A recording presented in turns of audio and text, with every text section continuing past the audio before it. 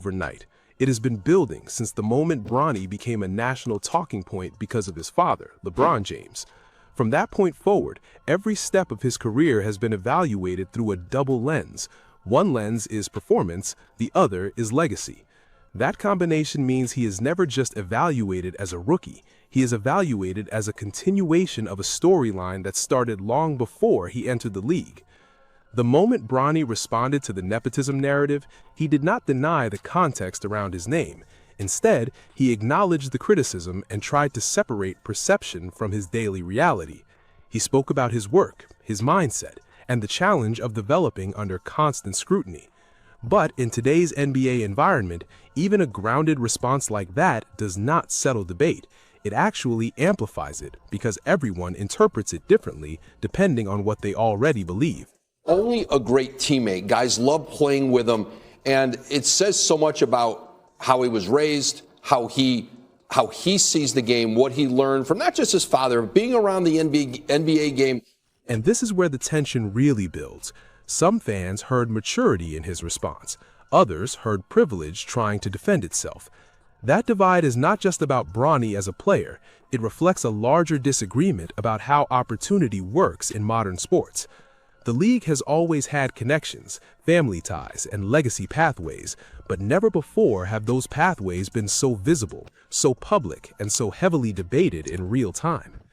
What makes this even more complicated is that Bronny is not the only young athlete dealing with this kind of pressure.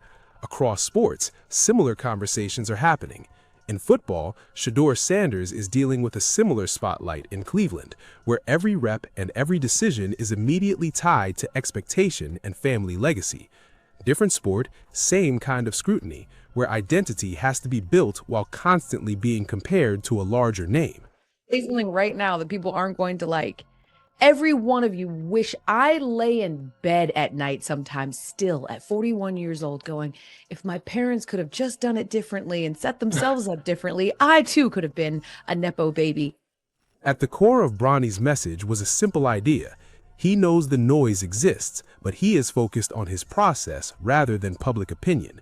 He emphasized development, repetition, and staying locked in on improvement instead of reacting to outside criticism. That sounds simple on paper, but in reality it's extremely difficult when every mistake becomes a headline and every success gets dissected for context.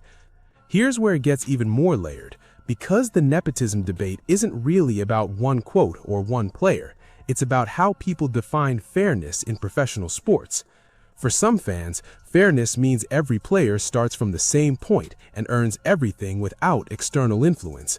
For others, fairness means recognizing that sports have always included relationships, scouting networks, and legacy pathways that shape opportunity in different ways. The Lakers situation intensifies that debate. Every decision involving Bronny is magnified because of his father's presence on the roster. Even if the organization treats him like any other young player, the outside perception is already locked in. That perception is powerful enough to turn normal developmental decisions into global talking points. A rotation change becomes a debate. A missed shot becomes evidence for critics. A good game becomes a test of skepticism. To make, and we understand that. But now that you're in the NBA and you're on this level, you shouldn't want to be out there until you're ready. And so it's one of those situations where you take them under your wing and you expose them to whatever developmental program Pelinka and J.J. Redick and all of those guys are going to have in store, and you do it that way. Plus, like you said. And this is where young players usually make a mistake. They start trying to play against the narrative instead of playing within the system. Instead of focusing on reads, spacing, and timing, they begin to feel like every possession is a referendum on their legitimacy. Bronny's response suggested he is aware of that trap and is trying to stay focused on long-term growth instead of short-term validation. This is where it gets even more dangerous, because once a player is labeled through the lens of nepotism, neutrality disappears. People stop evaluating development objectively. Every performance gets filtered through bias. If he plays well, critics say it's expected because of opportunity. If he struggles, critics say he doesn't belong. That kind of environment creates a constant pressure loop that very few young athletes have to deal with at this scale.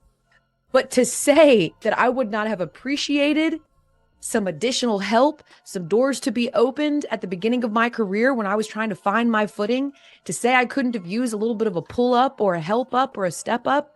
Yeah. We all want and need those things. It's just that most of us don't have the benefit. What often gets lost in the debate is how much visibility Bronny has carried long before reaching the NBA.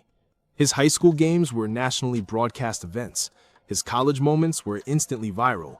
Even his health recovery journey became public discussion. So by the time he entered the league, the narrative was already fully built. He did not step into the NBA quietly.